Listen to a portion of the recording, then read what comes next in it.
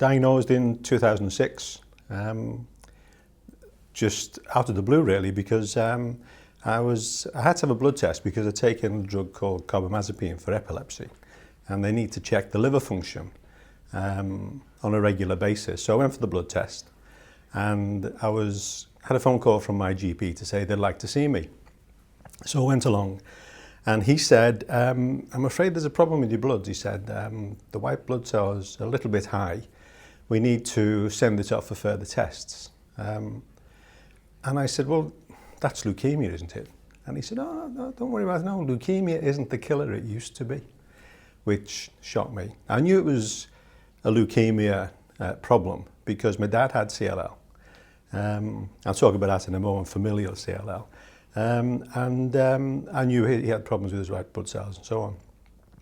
Anyway, I felt the whole process was badly handled in that I was then sent off for a week to wait for these results to come in, wondering whether it was the more serious leukemias or whether it was the most benign, which is CLL. And when I went back to the doctors, sitting in the doctor's waiting room, waiting for the verdict, I was thinking, well, I hope it's not that, and I hope it's not that. Anyway, when I went in, he said, you've got CLL. I was quite relieved, believe it or not. But then the diagnosis happens. I felt fine. I was still playing squash regularly. Didn't feel tired, had no symptoms, and just couldn't cope with this, diagnosis of leukemia. Having to tell the family and so on, with everybody being very concerned because of that word. And also thinking about work as well. I thought, well, better retire and so on, but I didn't at that time. And then after 12 months, obviously hospital visits, blood tests and so on, to determine just how developed the disease was. I picked up a serious infection after about 12 months, pneumonia, and ended up in hospital for a week, very seriously ill, close to death, I believe, although I was out of it.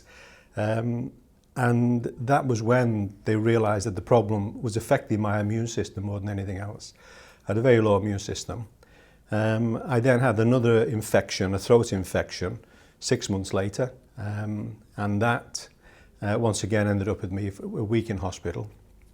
And one of the problems with CLL is that if you do have a compromised immune system, you need to be treated very quickly, very aggressively if they're going to get it under control. And on both of those occasions, my local hospital certainly underestimated what would happen with CLL, so I ended up in a difficult situation. So after that, I was put on monthly immunoglobulin infusions, still on those now, and that kept the infections away. And then I started to develop other symptoms.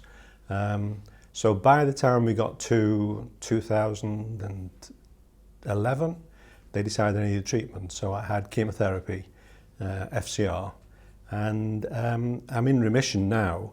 The CLL hasn't gone completely. It's not negative according to the blood test, but I'm in remission and doing quite well.